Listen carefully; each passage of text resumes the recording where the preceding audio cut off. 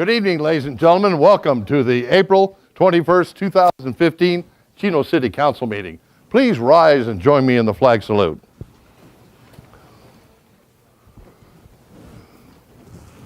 Ready? Begin.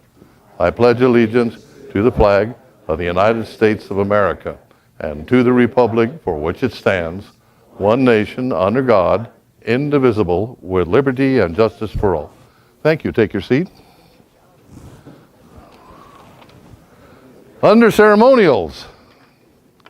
Okay, Don Lugo, let's keep it quiet. Under ceremonials, we have a proclamation. It's Wildfire Awareness Week, May 3rd through the 9th, 2015.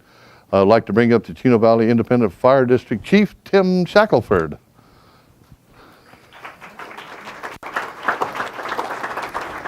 Chief, how you doing? Okay, it reads, whereas predictions of below normal participation coupled with higher than normal temperatures may lead to dry conditions similar to those exhibited in 2008. We had a deal like that yesterday, didn't we? Yes, we did. Whereas the combined impacts of drought and adverse forest conditions across California creates dangerous wildfire conditions that can threaten the lives and property of residents of the Chino Valley, as well as endanger our delicate ecosystem.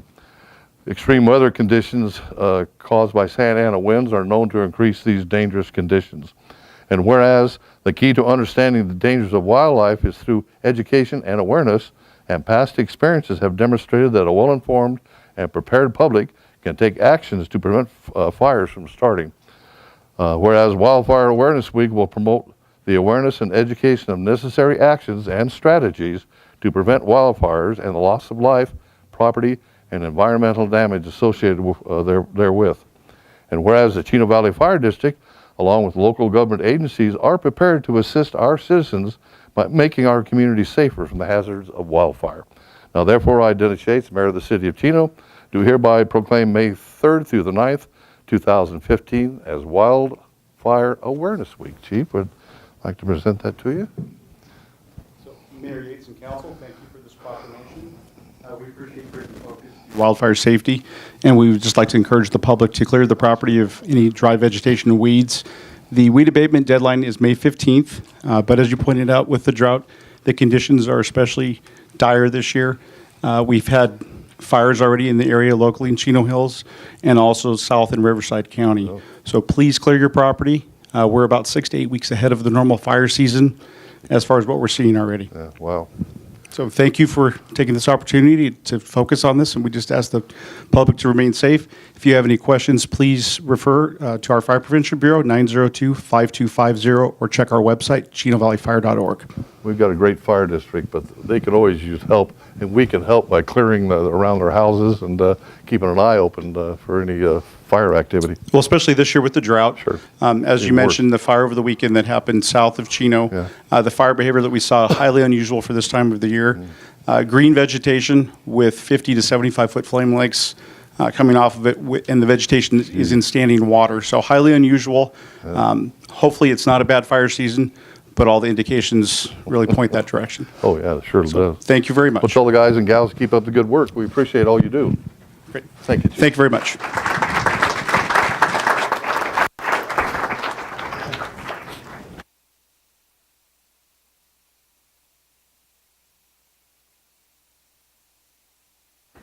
From the Inland Empire Utilities Agency on a utility rate increase. And we have with us Joe Grindstaff from the Inland Empire Utilities Agency. He's the general manager. Good to see you again, Joe. And he'll go ahead.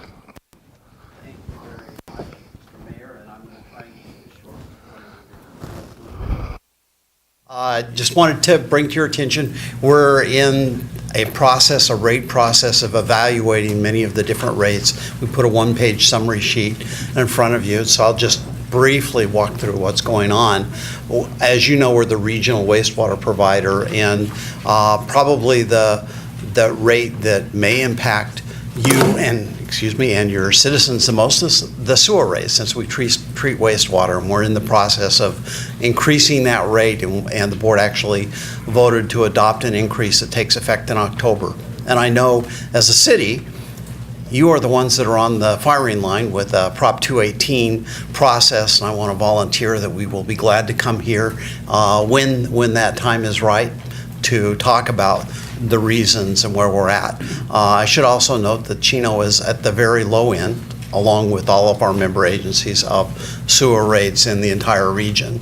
So right now, this rate increase is overdue and is necessary in order to fund operations and maintenance as we move ahead with the wastewater treatment plants.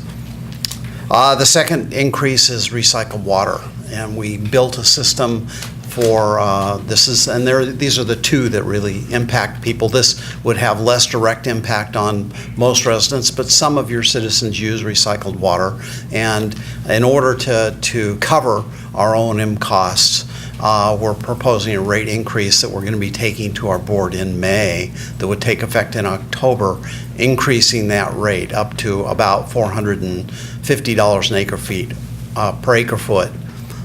It's about 300,000 gallons over the next 3 years. And that increase will remain significantly below the alternative rate for imported water coming into the region, and our commitment is to maintain it at a rate lower than other sources of water, but it's still a significant rate increase. There are two other increases that impact developers. The first is a wastewater connection fee. It's an existing charge, and we've gone through the process of calculating what that charge should be as we upgrade our facilities and move into the future.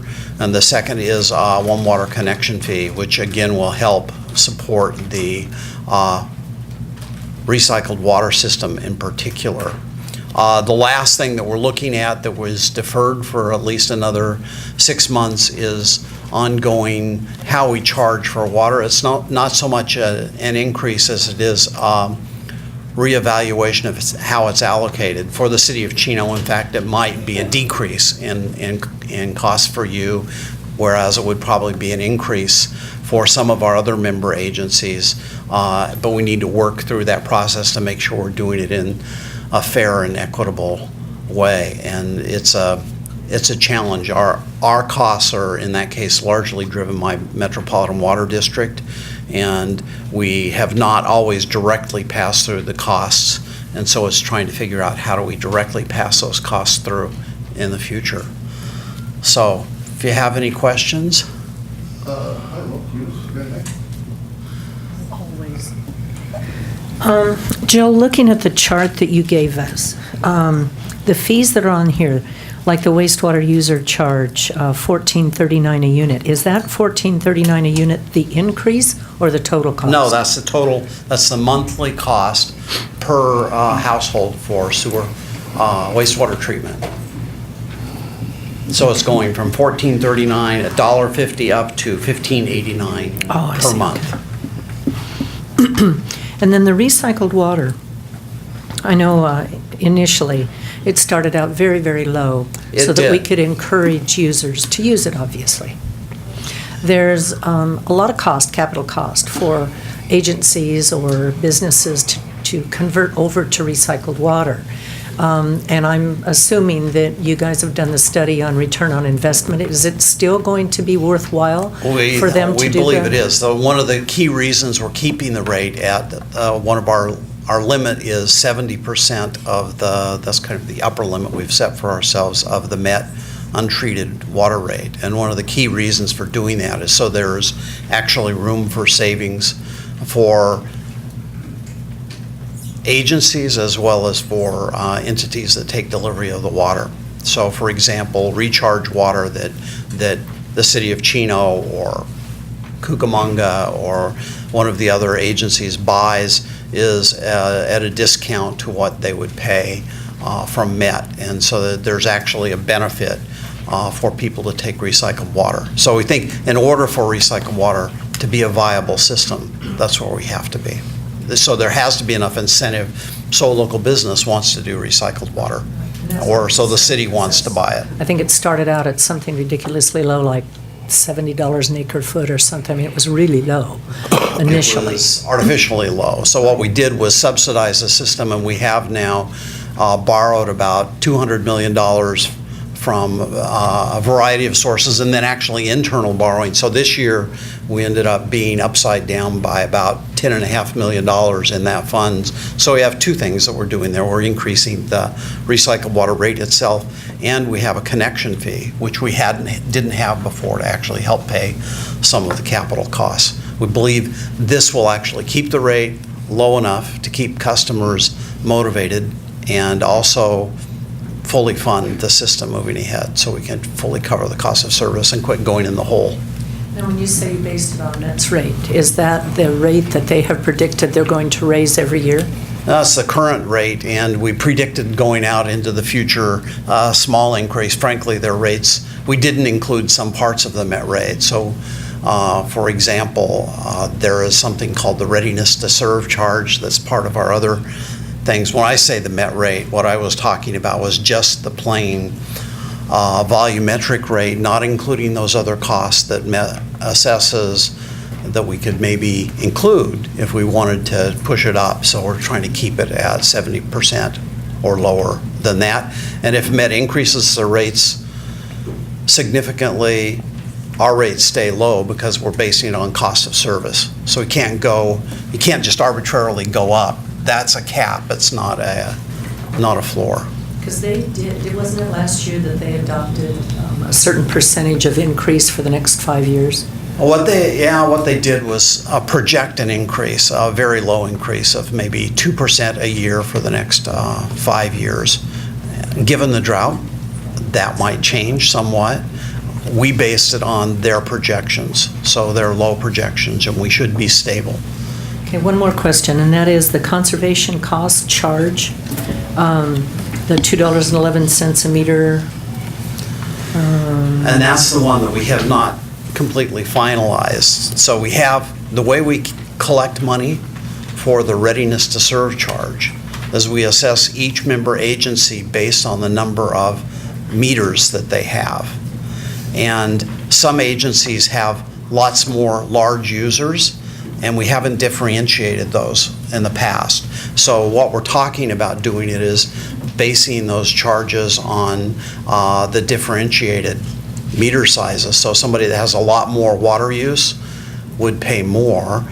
Second thing we're talking about is direct pass-through. So I'm sorry, I'm trying to keep it simple. There's a charge that comes to us about $4 million last year from Metropolitan Water District, and we have assessed it based on that meter charge. What we're talking about doing is shifting that to make it more consistent with how Met charges us. And so I mentioned that Chino might go down. Part of the reason is that in our service area, the Cucamonga Valley Water District actually takes half of the imported water that we bring in, but only pays about a quarter of that readiness to serve charge. So we have to work through the issues, but in that case, the city of Chino and some of the other agencies might actually decrease their costs over the next few years, and Cucamonga Valley then would pay more. And you'll give us the breakdown of all of that? Yes, we will, and so we're working through that with our member agencies, and at the request of our member agencies, we decided to take more time to work through that rate. Okay, now you mentioned, of course, that we have to go to a 218 vote on Yes. that. So we have to pay those rate increases regardless of what the vote result is. If the voters decide they do not want to support rate increases, the city of Chino will still That's be right. billed, correct? Yep, That's what I understand the law is. yep, what a law. Yes. I don't know why the people even bothered to vote then. Yeah. Either way, We all somebody's gonna have pay it. questions about how that works. I mean, in the end, somebody's going to pay, as you say, because we all have It's the these costs. taxpayers is The gonna pay. taxpayers, we have requirements to meet, and that's what we have to do. So, yes. Thank you very much, Joe. Councilman Duncan? Yeah, Joe, have you had any feedback from existing recycled water users? Because, we brought these people in with the idea that they would save money. This is over 20% increase in the It recycled is. water rate. And actually, one of the surprising things to me, of all of our rates, this is the one that's had the least comment. So we've had more discussion, more interest from people about the wastewater rates, about the connection fees, and about the water rates, and the least. And so no one has stepped forward to say the recycled water rate is too high. Well, and they, pass it on. It's to generally their big products. manufacturing type companies that have signed up for these, I think. I think it is, and in most cases. And us, the city of Chino, we water our parks and, Absolutely. And the 71 freeway. And so, I'm sure. water So- the 71 freeway. Yes, we do. Yes. Well, the Case of landscaping, Mike Grove. not the freeway. So, Landscaping. We water the weeds along the 60 Yeah, freeway too. Yeah, we water the weeds. They apparently are doing very well. so in most cases, this is about 50% of the cost or less than that of the cost that people pay for recycled water. So while it's a big increase in the wholesale costs, it's not as big an increase on the retail side. Okay. Maybe no increase on the retail side. Okay, thanks. Any other questions?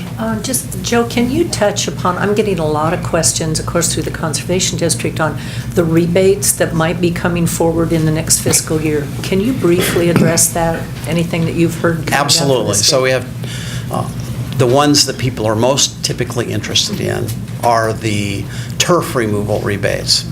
So we have two programs. One program is commercial and industrial, and we work together with entities like cities to help replace turf with drought-tolerant landscaping. And that rebate will continue. Met is going to discuss it. Probably the biggest change that might occur is they don't want to pay for golf courses to be retrofitted, so there are probably going to be some limits on that. But I would expect, particularly given the governor's executive order on medians and things, that cities will be amongst our biggest customers. Are the largest user of an IUA rebate this last year was the city of Chino Hills that did 750,000 square feet of turf removal, largely in medians, and I expect that will continue for the next year. The second program is for rebates on turf removal at houses. And we've had a program for years, and we've done somewhere between 150 or 200 houses in the region, and we wanted to make sure it was high quality. The demand for that program has gone through the roof, and we're unable to manage that at our level. So what we're going to be doing, in fact, it should be within 2 weeks, it should be on the website. We are going to be going through the Metropolitan Water District program, and people could come to our website, and we're going to give each of our member agencies the link that you can put on your website, where any individual homeowner that wants a rebate can submit an application to get a rebate of $2 per square foot of turf that is removed and converted to drought-tolerant landscaping. Is the And IUA board going to subsidize that again with another $1? Have they we're not talked going to about add to the $2, no. The rate may go up. We are working with, I know. we are subsidizing the commercial industrial, but on the residential, we're not subsidizing that yet unless we get a rate increase from our member agencies to pay for it. But no, I think what will happen is we're working with the state to see if the state can come up with more money to help that program move ahead. We've already, in the region, in the metropolitan region, removed or got underway something like 100 million square feet of turf. They're programmed to be removed, and my expectation is that number will double or triple. We removed 3 million square feet of turf this last year, so it's a big program. What's the cost per square foot to remove turf? Removal's probably under $2, but we don't just remove it, we want to replant with drought-tolerant landscaping. So it typically might cost someone $3 or $3.50 to do a really good job. So the rebate is $2 on residential. Is that over and above the 2 or total? No, total is probably $3. I would Okay. guess $3 a square foot. There's an outfit working Chino. They came up to my door Saturday. Turf terminators, maybe. They said that they will remove all my lawn, all that stuff, pull everything out, put it in drought tolerant, and I don't have to pay a penny. Yeah, you have to be careful of that. So you guys Yeah. out there, tell your parents, if you got these guys, because they knocked on my door, and I said, get out of here. But it is possible to take it out. Be careful of the quality. And one of the real concerns we have is making sure that there's good quality, that He said it people wouldn't don't cost me a end up dime. with just dirt at the end. Or Be- end up beware. with, Plants. yeah, Yes. or end up with an area that has grass growing back up Yes. through Gravel. the bark or Yeah. through the gravel, and that's even worse. So Hey, quality's Joe, important. does that include the DG in that too, or not? Yes, that should include everything. So the total cost should be around $3 a square foot. Maybe it goes up to $3.50, depending on what you want done, what the quality of the work is. And the rebate is $2. Good. But beware, they're out there working our city already. There's always, There's always shysters, so beware. And there's money on the table, because the money coming from Metropolitan is real, and they can, if a typical yard has 2,000 square feet of turf, they're going to be able to collect $4,000 for doing that work. But if they don't do really good work, you're not going to get the quality. yeah, that's my big worry. Yep. Okay, Joe, we appreciate your input. Thank you. Appreciate it. You what? Okay, go ahead. What, you'll do it in your report? Okay. All right, I'll wait till this report. Next is public communications. I have a request from Pastor Victor Ruiz of Living Word Assembly of God, who would like to lead us in our prayers this evening, our invocation. So would you please rise if you'd like to join? Is the pastor here? I didn't see him. You didn't make it?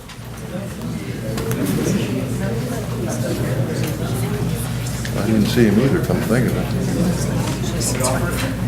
Yes, so we'll have our city manager, Mr. Ballantyne, do our invocation. If you please rise.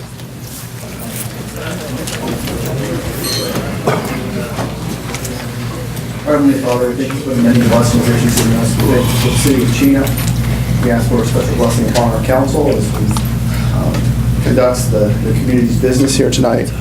We thank you for those that seek to participate. We're thankful for all the gifts you've given us. And say these things in the name of Jesus Christ, amen. Have a seat.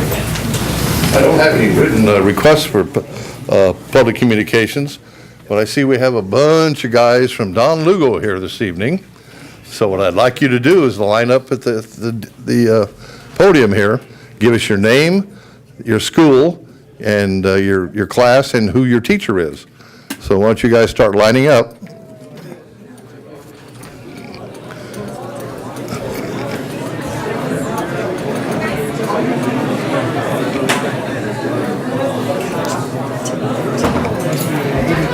You got to do this quietly. You don't need to talk. Just get in line. I feel like a teacher. Yeah, but you won't like my sergeant of arms. They're right there leaning on the window in the back. All right, go ahead, son. Hello, my name is Lawrence Muller. I'm here from South Hills High School in West Covina. Oh, really? The teacher that prompted me to come is Mr. Weber. He's in the flannel. Mr. Weber, you know we charge 25 cents a student for... Hope you're covering that, Mr. Weber. There you go, Mr. Weber. Yeah, connection charge, like, yeah. My name is Zachary Medina, and I go to Don Lugo. Eric High Street sent me for economics. Thank you. Hi, my name is Martinel Feldelboom. I go to Don Lugo, and Miss Carpentier sent me from her Gov class. Thank you. Well, I'm Enrique Barajas. I'm coming from Don Lugo. and Ms. Carpentier sent me.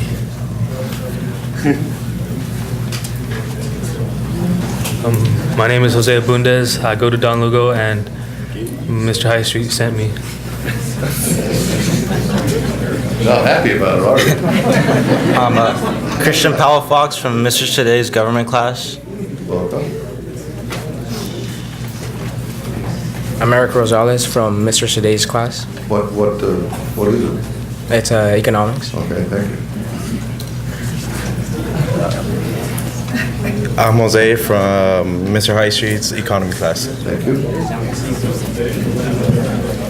I'm Melanie Somano from Mrs. Carpentier's government class. Welcome. I'm Alan Ruiz from Mr. High Street's econ class. I'm Orlando Tier from Mr. High Street's class as well. I'm Zachariah Rios from Mr. High Street's econ class. I'm Kevin Wong. I'm from South Hills High School. I'm also here because of Mr. Weber. So, yay! AP Government. I'm Thomas Morgan. I'm from South Hills High School, and I'm here with good old Mr. Weber. Good old Mr. Weber. Hello, I'm William Muller. I'm here because Mr. Weber wanted me to come here. I'm from South Hills. I love microphones. They make me louder. I'm Cameron Melka. I'm from South Hills. I'm here because of Mr. Weber. And I know that idiot that just said he likes loud microphones. Hi, my name is Melissa Legg, and I'm from Don Lugo, Mr. High Street's class.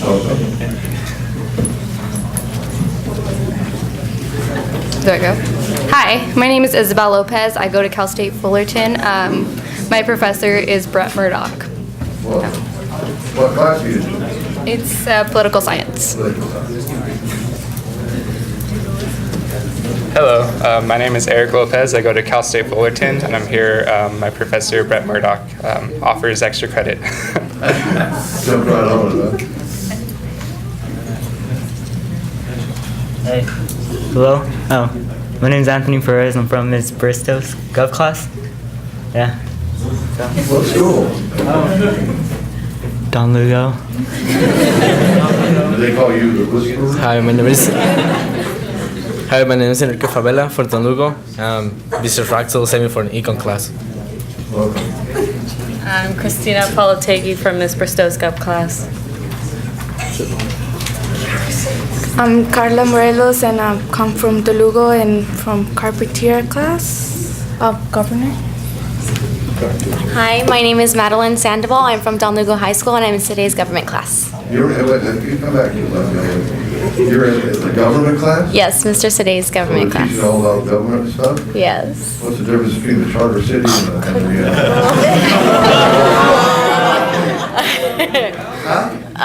the Wait, what was the question? I said, what's the difference between a general law city and a charter city? I'll ask Mr. Saday when I see him tomorrow. And how many counties in the state of California?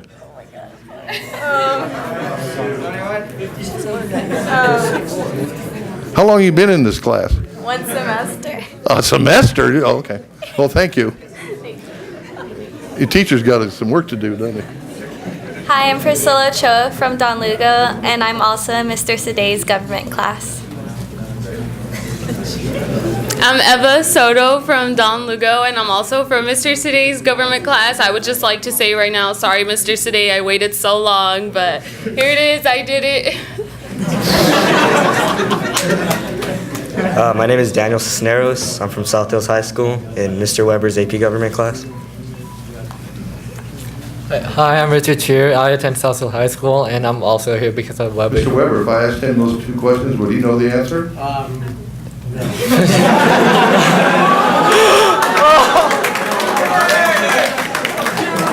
He's saying no. Well, I know what 2 + 2 is, so. Okay, thank you. Hi, I'm Bilger Bin, and I'm with Mr. Weber's class, AP Government. Welcome.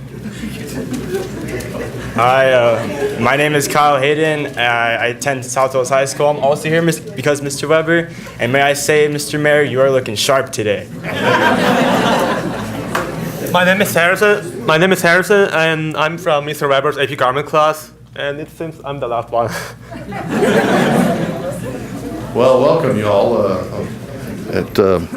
This council meeting runs twice a day, or 3 times a day. I forgot, 3 times a day on cable television. So you have proof that you've been here because you'll be on television for 3 weeks, 3 times a day. Or the internet. Yeah, or you can go streaming online or come to our city webpage and you can watch yourself on that too. Okay, I don't have any written requests to speak. Anybody in the audience wish to address the council on any item that does not appear on the agenda? Seeing none, we'll close public communications. Next is consent calendar. Anybody wishing to pull a line for a discussion may do so now. I have a motion by Councilman Elrod, seconded by Councilmember Howie. Please vote. The consent calendar passes in the majority. Moving to public hearings, prior to the vote of the City Council, any member of the audience will have the opportunity to address the council on any items listed under public hearings. You are reminded that you have 5 minutes for your presentation. Item 9, introduction of ordinance 2015-002, amending titles 8 and 20 of the Chino Municipal Code. Our staff report this evening is by our building official, Mike Hurox.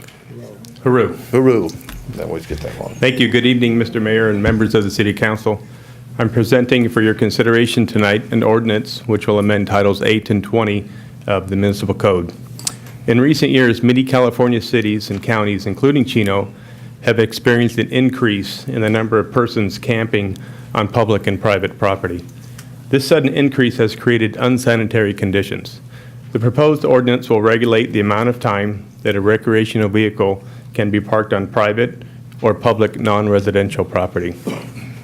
The police department or the code enforcement division may issue an administrative citation immediately when it is determined that the operator of the recreational vehicle is in violation of the municipal code. The proposed ordinance would maintain streets, parks, and other public or private areas within the city in a clean, sanitary, and accessible condition. Nothing in the proposed ordinance is intended to interfere with lawful and ordinary uses of the public or private property, or to prosecute or regulate homelessness. In conclusion, staff recommends the City Council conduct a public hearing, approve the introduction of ordinance number 2015-002 to be read by number and title only, and to waive further reading of the ordinance. This concludes my report, and I'll be glad to answer any questions. Thank you, Mike. Prior to council questions or comments, I'll open the public hearing. Anybody in the audience wish to address the council on this item may do so now. Seeing none, I'll close the public hearing. Mike, I got a question. This arose over the Walmart issue.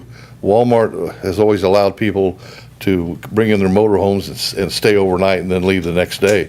And I had heard we were having problems with people starting to live there in that parking lot. Right. I think the society kind of knows that Walmart will allow these campers or these travelers to kind of do an overnight stay, but I think members were abusing that privilege. Well, will we allow, if it is somebody that's just staying there the night and be heading out the next day? That's going to be very tough to regulate the overnight travelers versus the people that just wish to live. So we will do our best to kind of regulate and kind of monitor and really determine when there is a violation. Okay, thank you. Any other questions? Eunice? Mike, since Walmart does allow overnight for travelers, and if they want to continue that, and we've experienced this problem, is there a way the city can work with Walmart where the people would get like a one-day pass or something that's signed by the manager of Walmart? We've been working with the police department, Walmart, and a lot of the other property managers, especially in the Spectrum area. At this point, they would prefer not to allow any overnight camping, just because of the volume, the unsanitary conditions. People are doing some very just strange things, activity going out there. So I think as a whole, they would like to discontinue that policy. Since Walmart across the country allows it, however, I'm guessing that we're going to get travelers this summer going through California who automatically think it's okay to park at this Walmart as it is at other Walmarts. How is the police department going to handle it? Well, I think like I said, the police department and code enforcement will kind of look at each case in individual case-by-case basis. So if an individual, an RV, a fifth wheel type vehicle is parked there for a very short period of time, then that's not going to be the issue. Typically, and I've personally done this myself in other states, not in the city of Chino, but we would stop at a Walmart, and it's usually late hours, and the departure time the next day is very early. So with that, they would meet the intent of the code. I think there's two things. You know, if you look at Walmart's website, they give a lot of discretion to the actual manager of the Walmart as to far how long people can stay. The other thing is a lot of code enforcement is complaint driven. So I would think, we would probably respond when we've received complaints, and that's only when folks have stayed there for a long period of time. I mean, if somebody stays there just one night, I don't think we would receive the complaints. In fact, by the time we reply, they would probably already move on. So I think we'd be okay with the travelers. Well, I was going to suggest if this doesn't alleviate it, maybe the thing to do, because I know there's one section of the shopping parking lot right there that people have a tendency to park in, that I've seen anyway. Maybe it would be wise to post something in there, about no long-term staying or something. The other question that I have is we do have an ordinance that prohibits people from parking on the street over a period of time or in the front yard. And we really don't enforce that unless it is complaint-driven. This new ordinance mentions private property, but we already have an ordinance that applies to the street and the front part of the property. Is this going to apply to people's backyards where they have people living permanently in RVs? Is that the purpose of putting private property in this? Correct. We are not really permitting, or would we allow people to live in the RV on a permanent basis on a private or public property. So this would allow us to enforce that, where right now we really can't, That's because correct. they're behind the fence. That's correct. Okay, thank you very much. Any other questions? We have a motion by Councilman Howie, seconded by Councilmember Duncan. Please vote.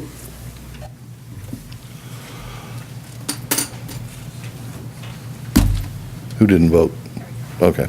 Passes in the majority. Jimmy Gutierrez. Yes, Mayor, members of the council, this is ordinance number 2015-002. It reads, an ordinance of the City Council of the City of Chino amending Chino Municipal Code Titles 20 and 8 to prohibit prolonged recreational vehicle parking, camping, and storage of personal property. Thank you. Item 10 under new business, award of contract for bulk hydrochloric acid for water treatment. Mike, you under the, no, it's, you gonna do it or is Jose? Oh, there he is.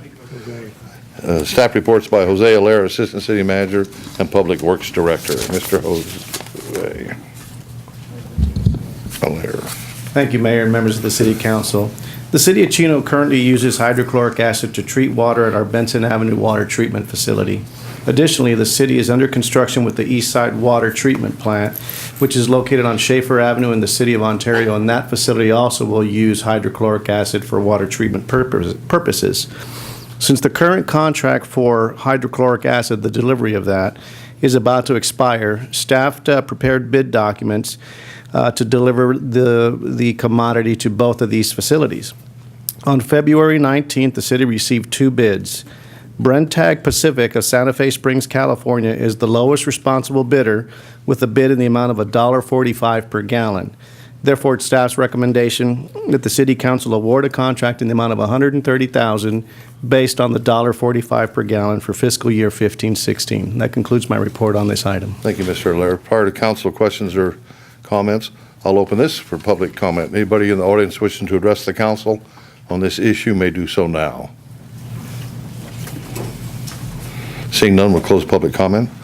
I have a motion by Mayor Pro Tem Yoloa, seconded by Councilmember Duncan. Please vote. Item passes unanimously.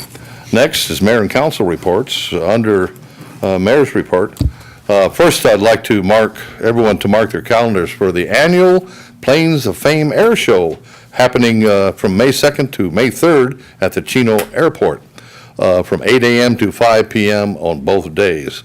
The theme of the event is a salute to veterans, and the show will have outstanding displays, including the United States Air Force F-22 Raptor demo team and the Heritage Flight, the Canadian Forces CF-18 Hornet demonstration team, and over 40 World War II aircrafts, including a B-25, a P-47, and a P-51. Also, I'd like to give an early reminder for everyone to attend the Healthy Chino Bike Day at Founders Park at 15800 Main Street on Saturday, May 9th from 9 to 11 a.m. This includes a bicycle safety training led by our Chino Police Department. There will also be a 5-mile community bike ride led by Healthy Chino staff, along with refreshments and raffle prizes available at the conclusion of the event. And finally, I want the public to be aware of the Chino Budget Workshop.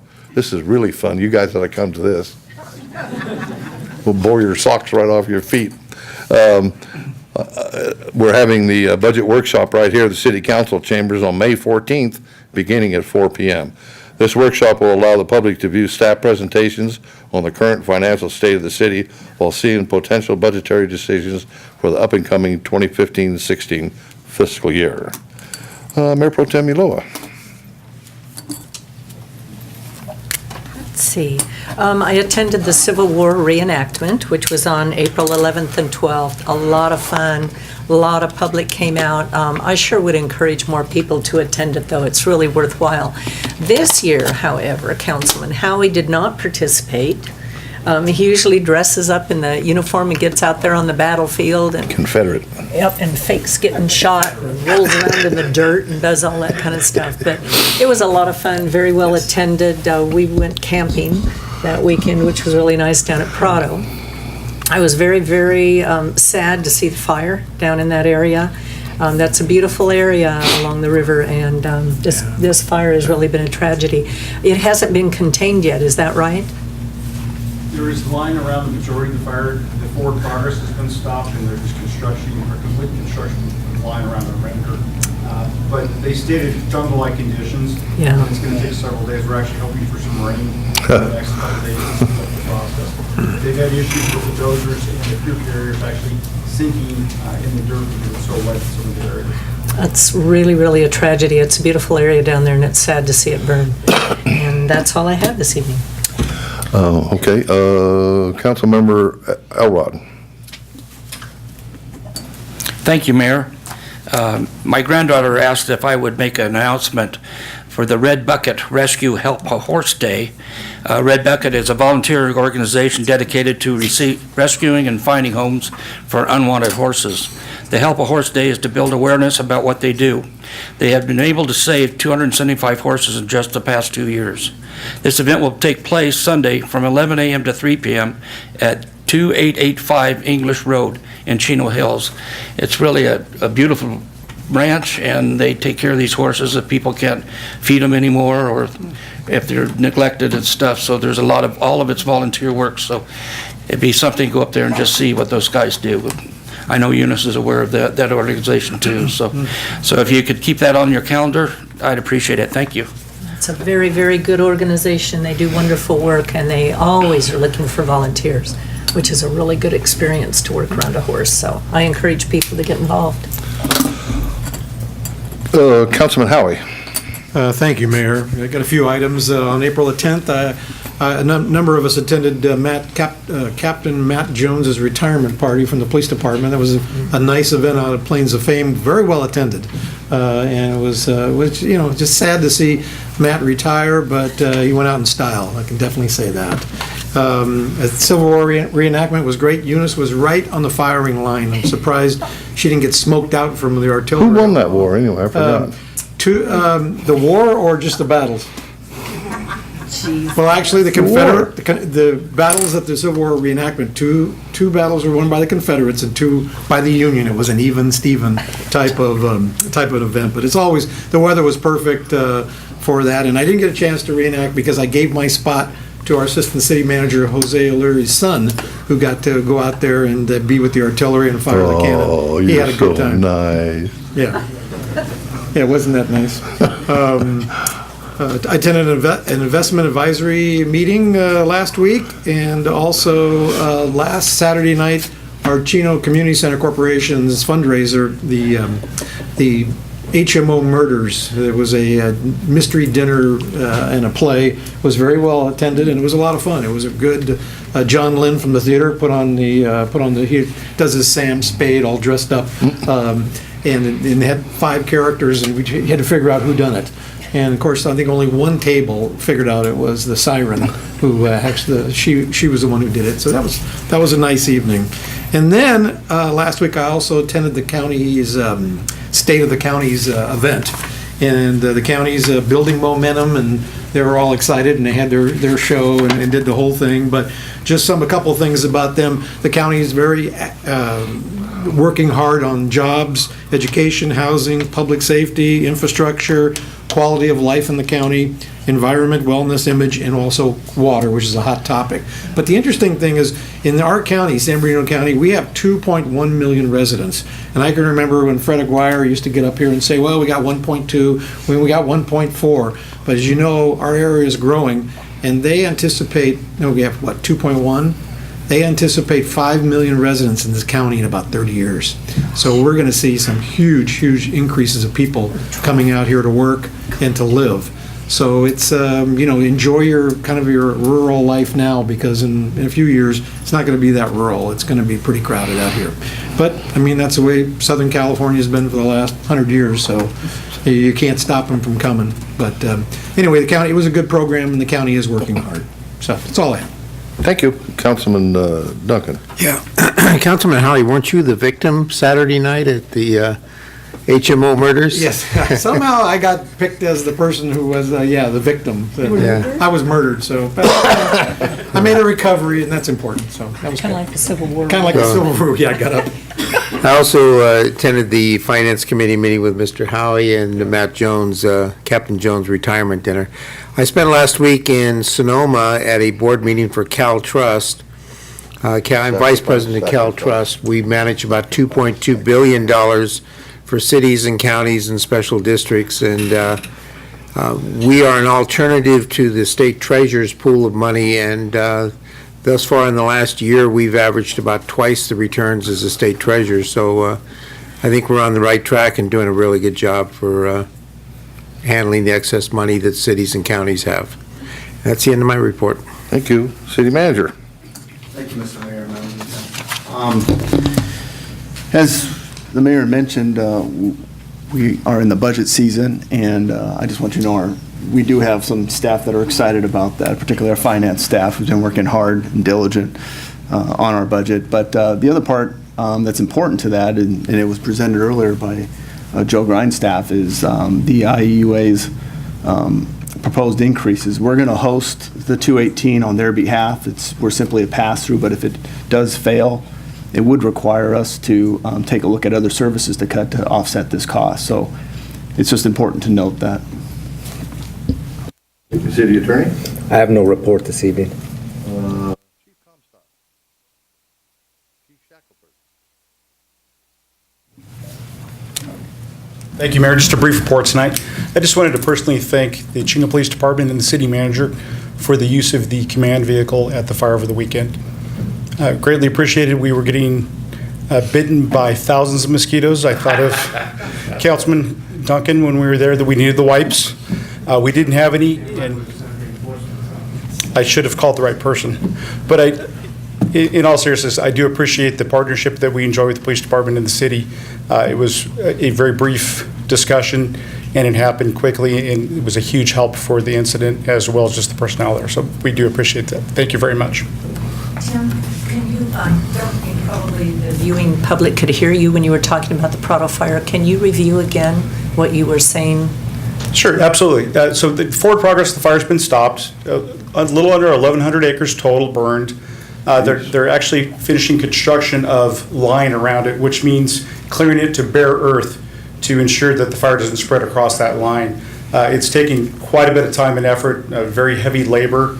They're using inmate hand crews in those areas with hand tools just because of the dense vegetation, very jungle-like conditions. Also, the ground is saturated in many of the areas still within the basin, so they've had some issues with the bulldozers and the crew carriers actually sinking and having to be towed out in some of the areas. So it's going to take some time. At this point, the fire is really not a threat, and we're hoping for some rain in the next couple of days to actually help with that. But again, as I mentioned earlier, the fire behavior that we've seen for this time of the year, very unusual. Hopefully that's not foreshadowing what's to come in the later months. We hope that we do get some substantial rain. I doubt it's going to happen, so we're just urging everyone to use caution and clear their property. Thank you. Thank you. Thanks, Chief. When did that area become Chino Hills? On the newscast, they were talking about it being Chino Hills, bordering on Chino Hills and Corona. Okay, we will stand adjourned. The next regular meeting of the City Council will be held on Tuesday, May 5th at 7 p.m., closed session at 6 p.m. if necessary. Thanks for coming and have a safe ride home. Now we know why the West Covina people come.